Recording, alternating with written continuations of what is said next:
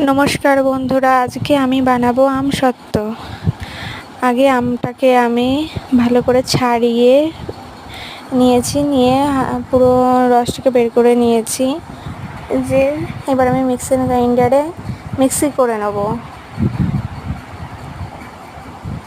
তোমরা সবাই দেখছো কিন্তু লাইক করছো না, প্লিজ লাইকটা করো,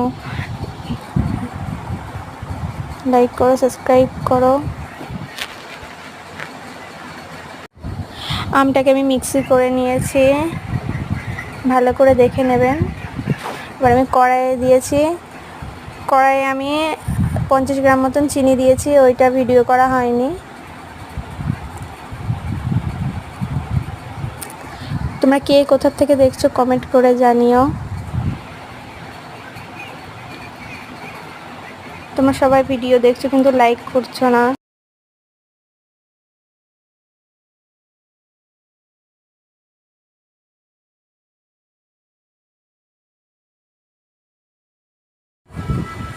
ফুটে গেছে, একটু গাঢ় হয়ে গেলে আমরা নামিয়ে নেব।